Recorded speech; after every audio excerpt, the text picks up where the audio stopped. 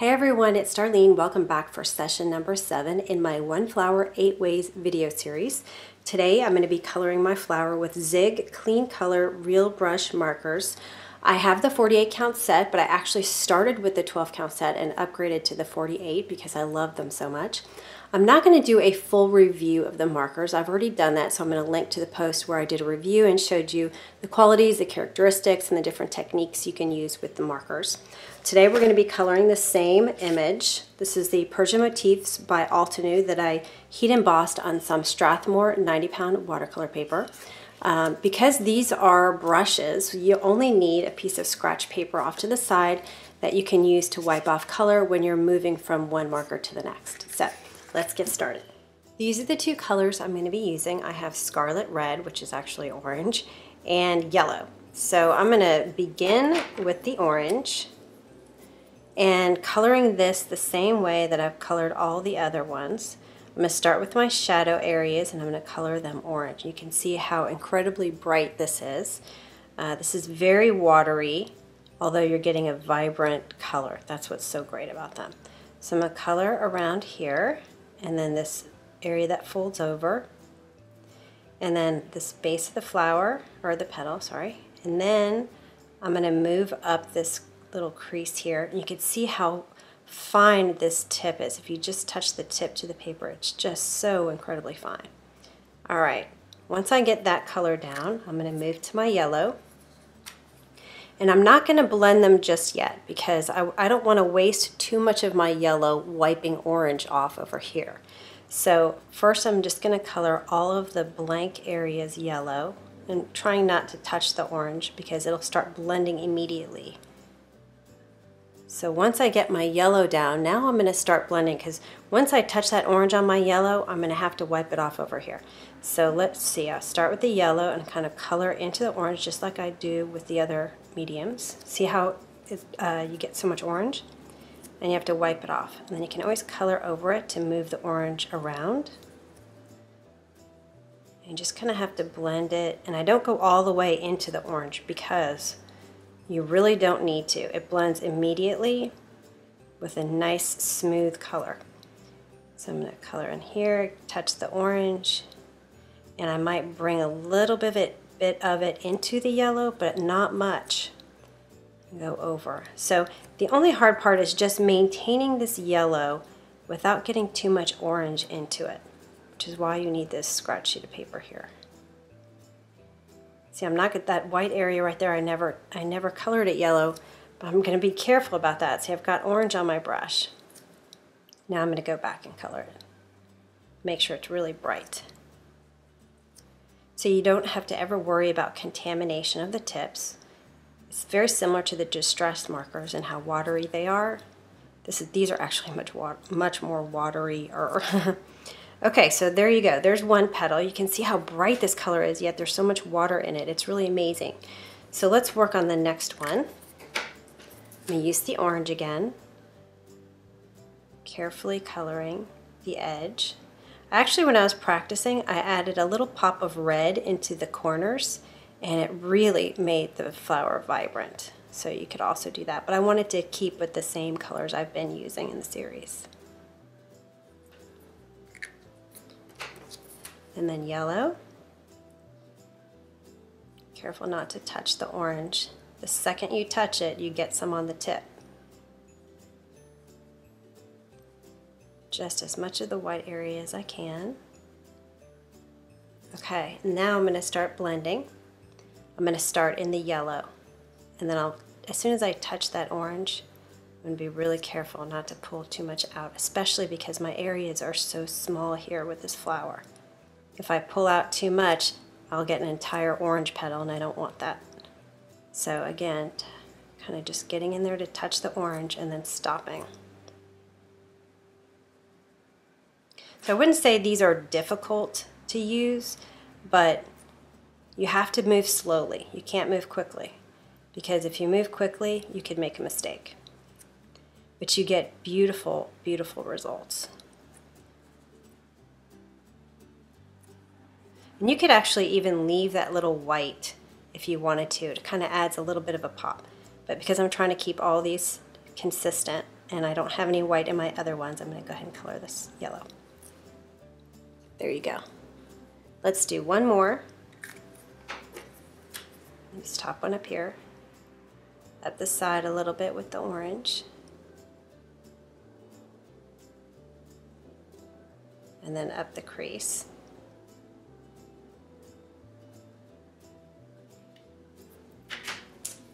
And then yellow. Filling in the white areas. And then blending. You can see it doesn't really take that much to get the color off your brush once you hit that scratch paper. So even though you have to work slowly, it blends so fast that it doesn't even require that much work. It's just a little bit of patience. There you go. Okay, I'm going to fast forward the rest and finish up this flower.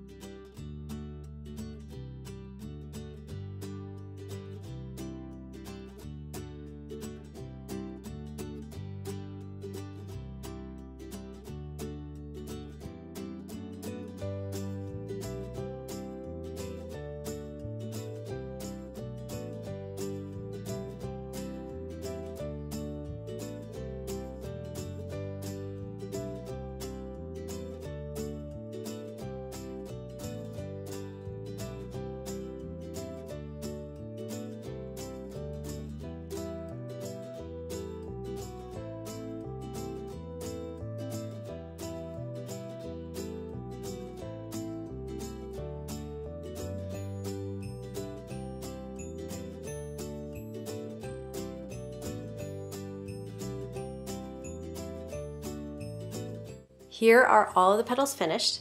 I really love the way this turned out. It's really bright, it's vibrant, it's really amazing how intense the color is knowing that these are watercolor pens. So anyway, let's get started with the greens. For my greens, I'm going to use 3 different markers this time. I have pale green, light green, and deep green. So let me show you. I'm going to start with my dark green in the base. And I'm just going to put a little bit of this dark. And this is really just to kind of make it pop like that orange. And I'm going to go up the side a little bit on this side. That's probably almost too much. And then I'm going to take my medium one. You kind of have to play around with what colors work for you, depending on what you're coloring.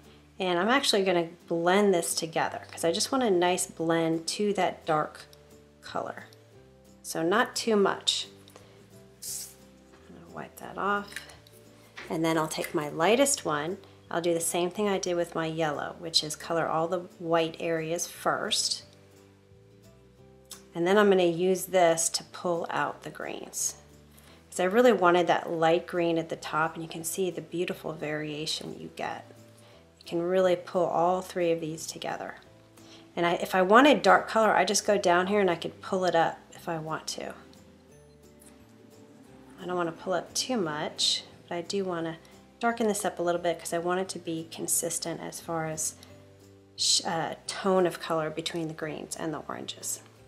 All right, so that's that one. Let's do one more. I'm going to start with my darkest down here at the base. Just kind of barely touching it, just a little bit. And then I'll grab my medium green. Just going to blend right there. So I'm almost combining these 2 to create what I had with the orange. And then finally my lightest color in the white. And you'll find that you won't have to brush as much off on this scratch sheet because these colors are closer together than that yellow and the orange were. Those 2 colors are pretty far apart, so you can contaminate pretty easily. You know, I think I want it a little bit more dark, so you can always add more on top, even while it's still wet. Just add a little dark, and then I'll take my light and pull that color out. There we go. All right, I'm going to finish this one. I'll be right back.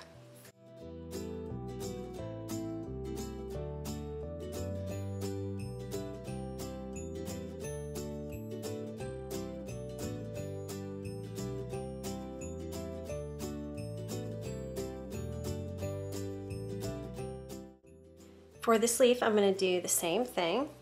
I'm going to take my darkest one and I'm going to color right at the base of this stem, all the way around.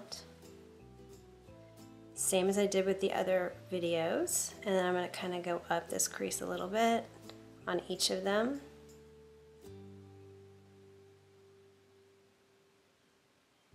And then I'm going to color the bottom. That's where my shadow is going to be. Not on the part that goes up, but just on the bottom parts. You can always go back and add more. Now I'll grab my medium green and I'm going to kind of pull that out a little bit.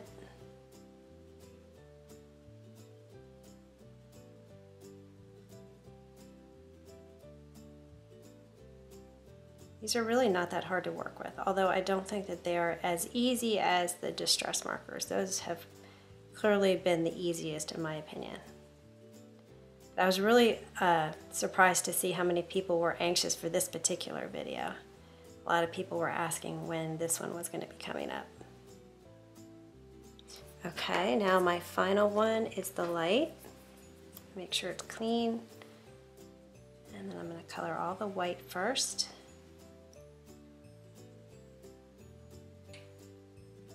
As best I can. It's getting smaller here. I'm going to color this middle part later and then blend it all together.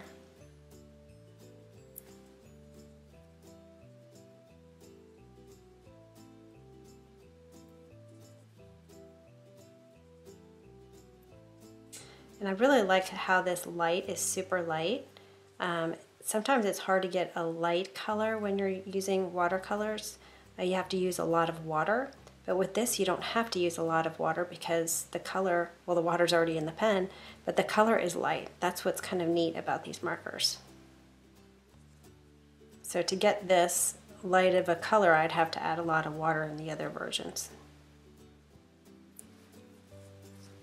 I think there's a little too much variation there, like too light and too dark, so I'm going to add a little bit more of my medium color in there.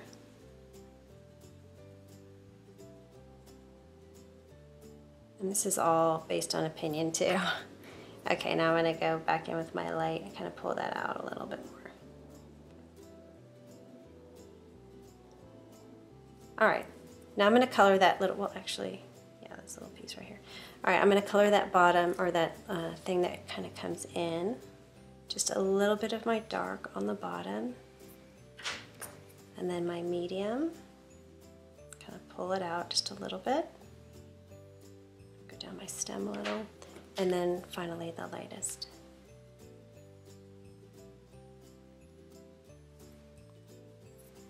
I think I need a little bit more dark down here because there's like a little shadow at the base of my stem, and then I'll go back in with my medium and pull it out. Alright, I'm going to do this one. I'll be right back.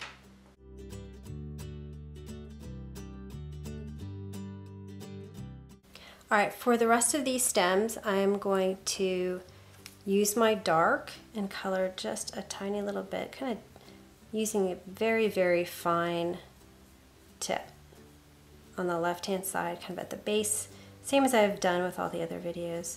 Wherever the stems meet, you're going to have a little bit of a shadow. A little shadow here, down here, down here, and then a couple of dots up here.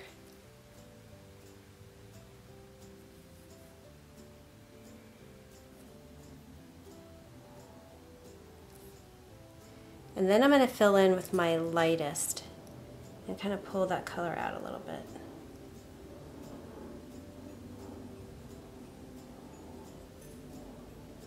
You can pull out as much or as little as you want. So you can have more of a lighter colored stem, or you can make it darker by just pulling more of that dark color out into the stem. And you can see I'm really not wiping my brush off as much as I did with the yellow and the orange, because I really wanted to maintain that really bright yellow. I forgot I'm going to have a little bit right here, a little bit of a shadow, so add that in and then push it back down and then finish up these.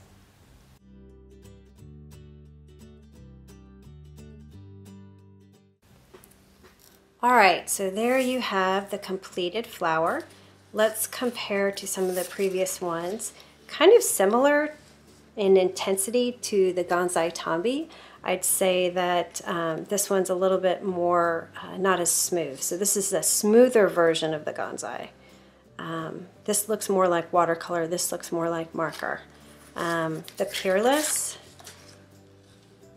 a little bit lighter in color, not quite so vibrant, but still pretty smooth. The Distress markers, this one has more yellow in it. And it actually doesn't, I don't think, blend as well as some of these others, although I do think it's one of my favorites anyway. Let me zoom out a little bit. Oops. And then of course the Copic markers. Let me compare that to the one we just did. Very smooth blend, but these colors are really super vibrant. I think they might be the most vibrant that I've done. Here's the dry Inktense pencils and then the wet Inktense pencils. So anyway, there you have it. We have one more. We have the gelatos left, so that should be interesting. Anyway, I hope you enjoyed that, and I will see you next time. Thanks for watching.